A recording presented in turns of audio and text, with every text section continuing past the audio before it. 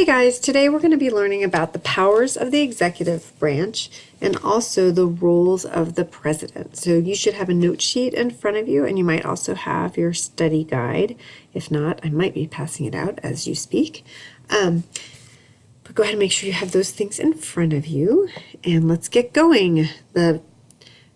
So this part at the beginning is a review, but remember that we have a legislative branch that makes the laws, the executive branch that carries out the laws, and the judicial branch that interprets the laws to different situations.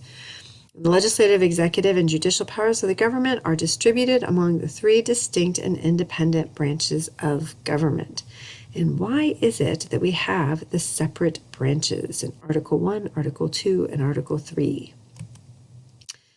There are three branches of government at the national, state, and local level. So we've mostly been talking about the national level so far, with the legislative branch run by Congress, the executive branch is headed up by the president, and the judicial branch is headed up by the U.S. Supreme Court. But when we talk about Virginia, we'll talk about the legislative branch and the General Assembly, the executive branch run by the governor, and the judicial branch with the Virginia Supreme Court. And we'll talk about local branches of government also. There are three branches of government in the American constitutional government. The powers and responsibilities of the legislative, executive, and judicial branches at both level, national, state, are limited. They're split up to limit the power. Okay, so today we're focusing on the executive branch. And as we've been learning that the legislative branch has certain roles and responsibilities in the Constitution, the executive branch has its own responsibilities in the Constitution.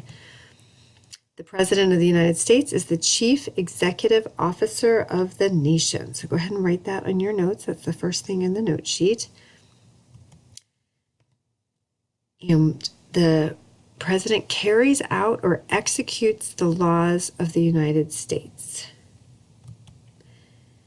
He prepares the annual budget for congressional action, so he will indicate to Congress what he would like to see in the budget, just like in our What's for Lunch activity. When you guys were the lead chefs, you picked the categories of food you wanted to see, but it was the menu writers who wrote the menu.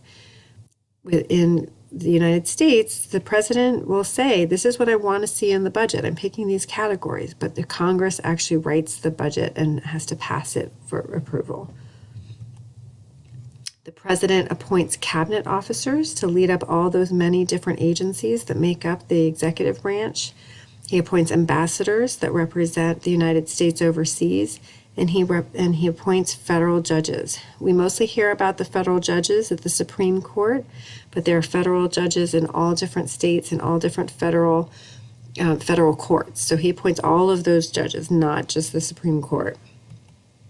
He also administers the federal bureaucracy. And bureaucracy is a funny word.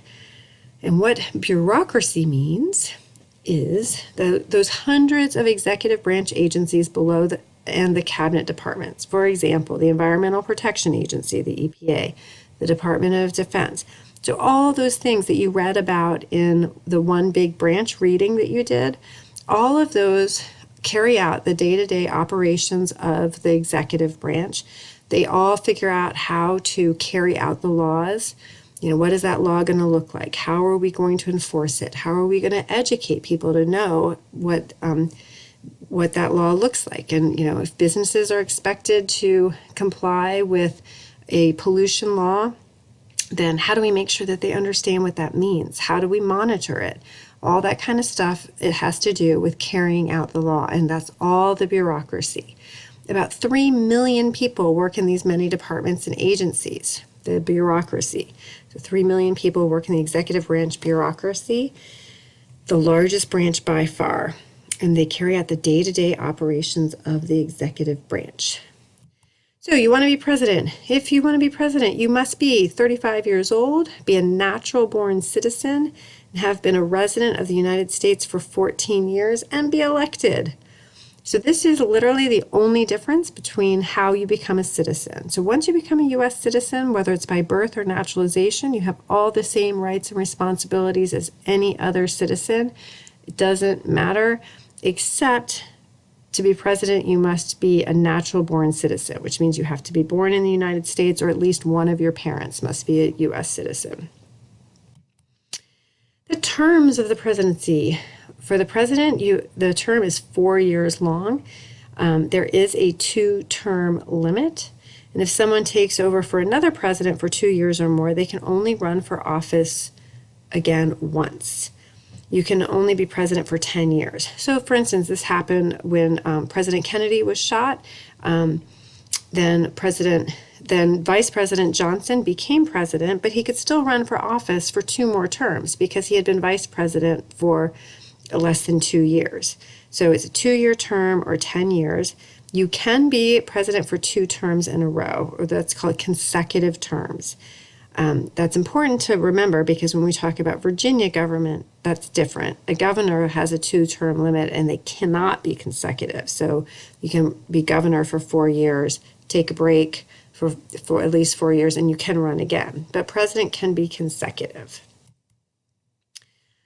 We're now going to get into the roles of the president. And I'm actually going to pause the video here, and we're going to make these 2 separate videos. So at this point, you should make sure that your notes are filled in, and then we're going to go to the roles of the president. Thanks for watching.